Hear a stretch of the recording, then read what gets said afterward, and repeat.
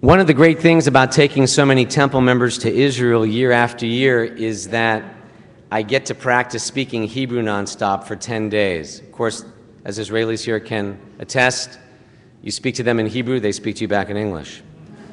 But of course, it doesn't matter in what language you pray, but the Bible and ancient words of Judaism were not written in Greek. They were not written in 17th century English. There's an integrity to every language, and there's a beauty and a depth to Hebrew in particular, unlike any other language in the world.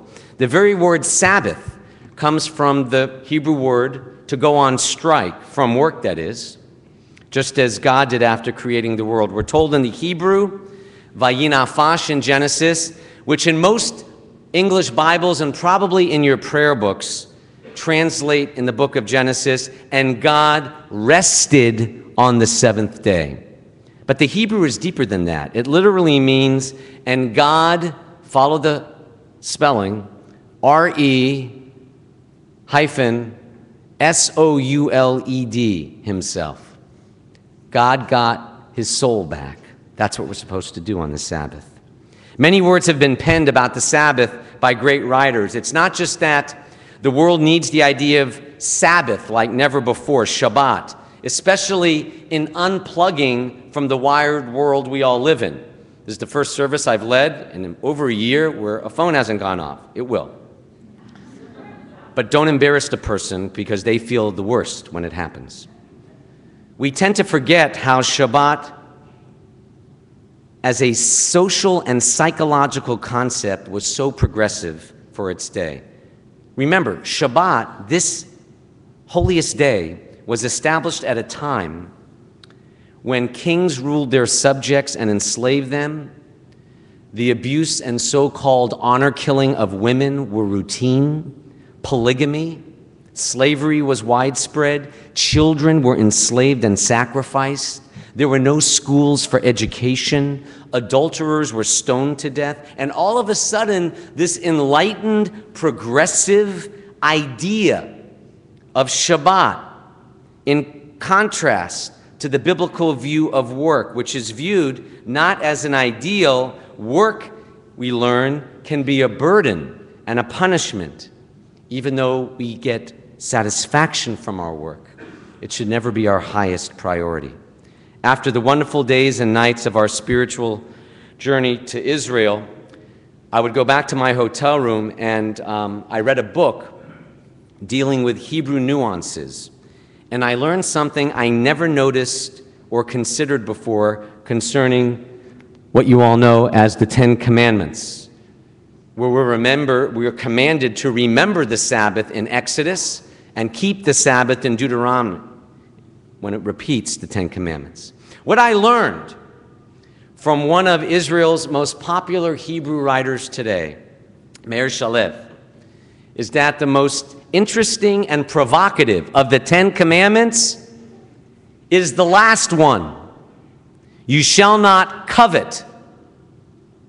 Eventually, we might assume, after this idea of Shabbat developed in the world of slavery, kings, all the idolatry, you'd assume that other cultures would come around to the idea of don't murder, don't steal, maybe even the Sabbath.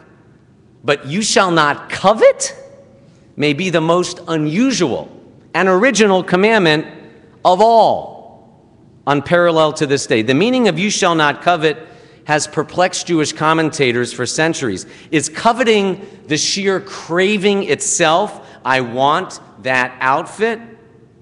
Or must the thought be accompanied by action?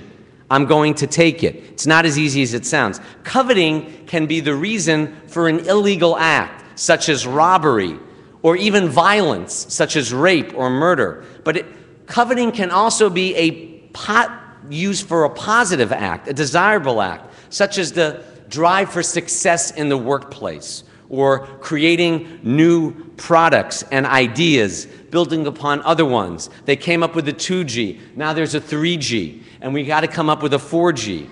On the other hand, you shall not covet can't mean actively doing something, because otherwise there would not have been a need for "you shall not steal," since stealing is an action taken by the coveter to achieve his wish. So I hope it's clear to you that this is a very strange commandment. What does it mean? It can't mean doing something, because we have commandments against that, but it can't simply mean thinking about wanting something, since thoughts are not sins in Judaism. Deeds are.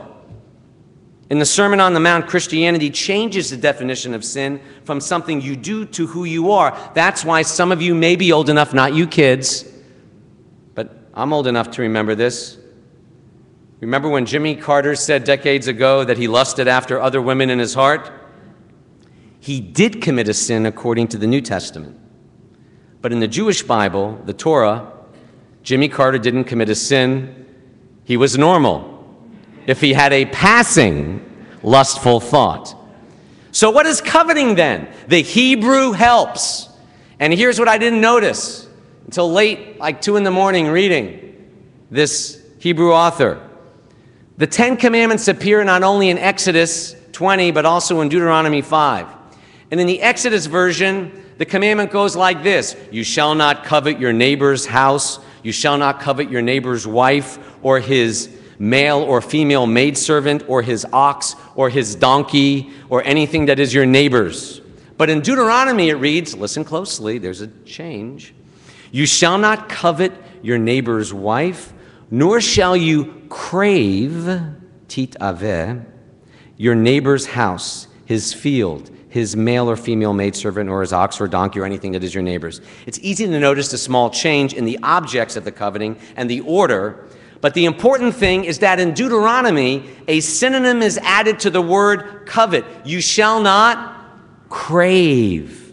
It's as if the later version tries to clarify the earlier one by saying that coveting is not doing, but craving excessively. It's the internal desire, not the action, and obsessing to the point where you're thinking about whatever your neighbor has, that you want it over and over again. Now, what's unusual about the last of the 10 Commandments?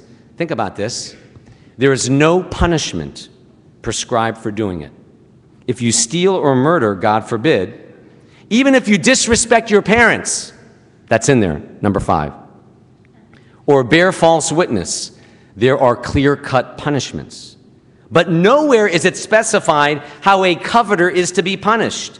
Shalev's point is that there is a sharp legal distinction between a violator of the first 9 commandments, whose sins may be proven and witnessed, and there's a distinction between those 9 and the transgressor of number 10, coveting. Remember the story of King David lusting after Bathsheba when he saw her bathing on the roof? The prophet Nathan did not cry out when David saw Bathsheba bathing or lusting after her, but only after the crimes to which the coveting led, committing adultery with her and murdering her husband. Shalev's point is that after 9 clear commandments of do and do not do, Moses and God come up with their surprising "you shall not covet," which is neither. It does not command. It does not forbid any doing. It means you must not crave, not because you'll be punished for them as sins, but it still makes the list. Why end the 10 Commandments with such a strange demand, with a law that cannot possibly be enforced? Is it an error?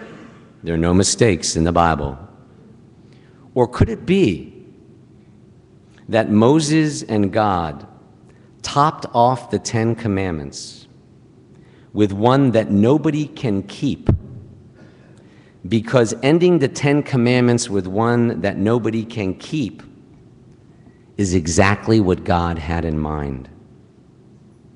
Traditionally, the 10 Commandments are divided into 2 sets, like the 2 tablets. The first commandments deal with matters between man and God, while the later ones deal with matters between people and people. But this last one, you shall not covet, it's not about other people so much as it concerns the thoughts you and I keep to ourselves in our heads. The suggestion is that Moses did not just happen to put you shall not covet in last place among the 10 commandments up until that point, while demanding the commandments are pretty easy to fulfill. Most of us will honor our parents in one way or another. We do not murder, I hope. We do not worship other gods or bow down to idols. Easy enough. You can also find people who never steal, who do not bear false witness, who always remember the Sabbath, and do not commit adultery. So we can check off the first commandments with satisfaction. Some of us can take credit for keeping 5 of them, or 8, or even 9, and feel we're doing what is right in the eyes of God, more or less. But then comes that last commandment to remind us that you'll never complete all 10 or fully satisfy them all. Why? In closing, because everybody covets. One time or many, once a year or twice a day. How do we covet our American neighbor? Craving his status, her looks, his car, dreaming of the greener grass of his home, his wallet, his bed, his job, says Shalev. Everyone fails the last commandment. And I want to quote to you Shalev. The biblical lawgiver made sure that no Jew would ever get a perfect 10 in the test of the commandments. 9 is the highest score on the Jewish report card. It's not simply that nobody's perfect. It's that God never expected us to be. And God certainly doesn't condemn us for failing to be perfect when we were never created to be perfect. But we can strive for goodness. We can live in the moment. And we can realize, as one friend here wisely put it, we can live in the moment, we can do our best, we can plan, but we can't control. We can focus on being instead of doing. We can focus on becoming the blessings we were meant to be, even if we fail the last commandment occasionally. We're not written off. Nobody's written off in Judaism. We are loved by God simply for being the best we can be, for seeing each day, each Shabbat, not as a beginning or an ending, but to see this life as a journey about becoming the blessings each of us were meant to be, even if the most we can earn is a 9 out of 10. Amen.